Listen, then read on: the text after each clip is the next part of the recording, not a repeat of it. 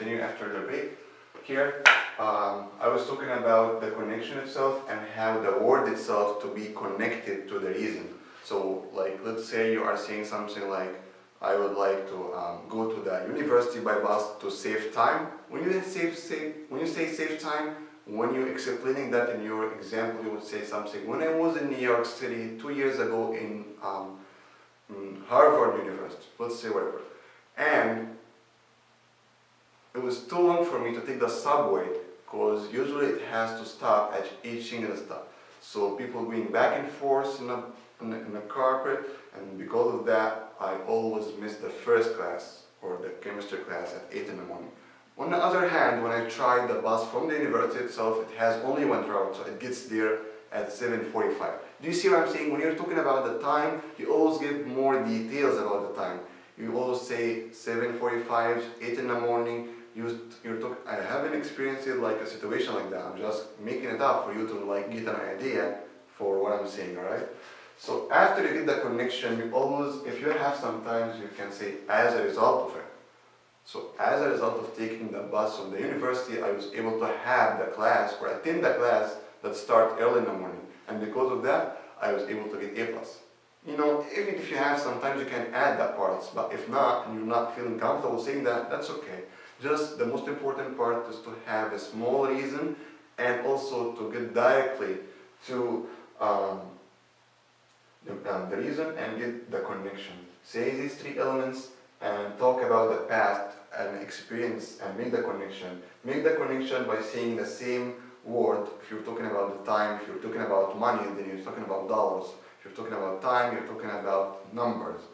If you're talking about fun, you always have to say more details. The atmosphere, the music, you know what I'm saying? You got the idea already. Here, some people would say the question is not usually that easy. Sometimes it's asked for more academic words. And because of that, I don't have like a real personal experience. Like, let's say the question was asking me if, do you prefer to have a community service or prefer to go anywhere else? Let's say any more academic questions. So if you haven't experienced that before, my advice for you is to imagine yourself in that situation. Let's say you finished your pharmacist and there is some people, elderly people or senior people around the area there and they need some help. What would you do? Well, if you close your eye, you would say something like, okay, many of these people stay at home, so basically I'm going to help them to like going to the club. So you would say something like, I'm gonna make a vote to have like a club for them, a clubhouse that will help them on the weekend to enjoy like talking to each other and get away from the bored normal routine life. I have experienced that in my country, in Egypt, 2 years ago when I was in high school.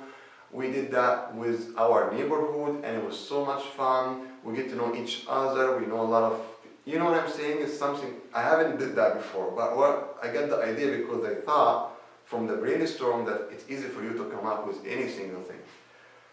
If it's too hard for you to have a specific example, to make it up on a short time on an exam because you're frustrated, you always can go for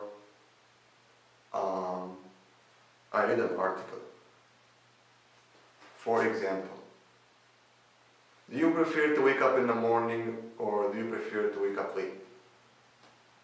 Some people would have the same answer, like I would prefer to wake up in the morning to enjoy my life, have some time to finish some errands, attend my classes, save time, you know. Somebody else would say something more advanced. Like I said, the question can be answered in midway. You would say something like, okay, I prefer to wake up early in the morning, and that's because it's more healthy. I remember reading an article. It was the Alpha Pharmacist journal that came to my home last weekend. And it was saying that, it was talking about like how the people when they wake up in the morning so early, then the blood will go directly into the brain by the nerves and by the arteries, and because of that they get more energy, they get more focused, because they have more oxygen getting into their cells. Do you see what I'm saying? Just making things might be not like, it's not like something scientifically 100% correct, but you get my idea, you know what I mean? You just explain an article, you read it, you just convince it. Most important thing is that you always make the grader feel you're convincing him 20 to 30% of your answer. So if he got the idea that, okay, he might be true, I didn't know that, but you know, but if you're saying something like, okay, wake up in the morning early so I can go to the university, or do something, or I'd like to go to wake up in the morning at 6 because my work starts at 7. You know, it's not something like this is, you know, you get my idea, right? So if you can't come up with an article, you always have to attack the negative part of the question. You would say something like, okay, what that means exactly to have like negative, attack the negative part of the question, because we're running out of time. To attack the negative part of the question, you need to know that if you have something positive and negative, you need to know that you always attack the negative part. Let's say the question is asking you, do you prefer to be a mechanic one day, or do you, any question would be anything, and then you have to say that I have knowledge in the mechanics and I fixed everything by having experienced that before. You can attack the other side. You would say, well, for me, I don't prefer to be a mechanic or so, because I remember one of my friends, he came over to me and he picked up me to go to the exam, and on the way to the test, the car broke down. So we stayed on a side road and he tried to open it and tried to fix it up because he took some courses in the mechanics, but at the end, it was just a waste of time because we didn't know what to do. We have to call Toefl or so. Do you see what I'm saying? You always attack the negative part. If you don't have the availability of mind or creativity of mind to have the way that you're presenting the positive part which means, okay, I prefer to have mechanics or to learn some classes in mechanics, that will help me out in specific situations. For example, 1 year ago when I was in California, I used in Los Angeles to work in Uber, and because of that I did a lot of mileage per day. So the car was 2003, it did a lot of errors and I have to fix it. In order for me to go back and forth to the mechanic shop, it cost a lot. So for me, after I took the courses for 2 months, I was expert in order to know what kind of things or problems I have to fix. You know, I'll give you an idea, like something, I'm just making up the things, I'm just giving you notes how you can like be more natural, more fluent. So I know you guys, some of you have exams this Saturday, so you need me to give you like a note show how to can master these. I'm done from question 1 and 2. If you have any questions, just let me know, just text me, I will be available for you at any time. Like the page, share it so everybody can just spread the video and see if anybody have any comments or so we can add on that in the next video. So question 3 to 6 in a nutshell, very quick. Question 3 exactly the same like question 5. Question 4 exactly the same number 6. You always have to answer these two couple of questions at the same way. Question number 3, question number 5, make sure to jot down every single word as subject, verb, and object. So let's say in a nutshell, the question will tell you, okay, the university has to close the coffee shop because it's not for any reason. And then the woman agree with that, and she has 2 reasons. First of all, it's not healthy food. The second thing is that they don't have Wi-Fi. Anything, just not. So when you have that kind of things, you always need to know every single thing the woman says. What that means, she said, okay, it's not healthy, there is no healthy food out there. I remember 2 years, last semester, I went with my friend Tom to it. And because of that, we tried the burgers, and the burger came from the oven, and because of that, it wasn't fresh enough for us. It wasn't healthy, and she went to the hospital. Do you see how I'm taking some notes here? So when I'm reading that, I know that she agrees with that. She feels that 2 years ago, she went to the coffee shop with her friend Tom, and they tried the burgers. Make sure to have subject, verb, and object. Always subject, verb, and object. Each line of note, subject, verb, and object. When they keep saying things and information, make sure to have dots here, so you can always have subject, verb, and object. The most important thing, the subject will be the same, which is the woman. The only important thing is the verb. You always have to catch the verb. In order for you, if you feel you're not worried about, if you feel like you didn't well in question number 1 and 2, always from 3 to 5 or 4 and 6, always catch the verb. Exact same verb, nothing else. If you catch the verb, then you're perfectly fine. Same thing, you have to add intonation. Same thing, you always have to say clear, you have the information presented, and make sure to, in question number 1 and 2, actually from number 1 to 6, through 6, you always have to add transition word. You always have to say, but, even though, however, in addition, moreover, you always have to keep that. Specifically from 3 to 6, because you have a story, so you always have to make pattern with that. One more important thing, you have to breathe when you're talking, specifically in question 1 and 2. Don't just say the information directly. When you finish the reason, say, hey, it's more fun.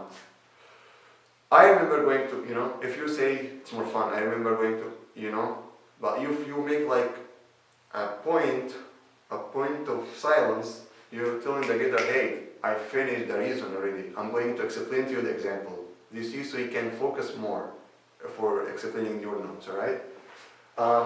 Question number 3, like I said, will be exactly the same number 5.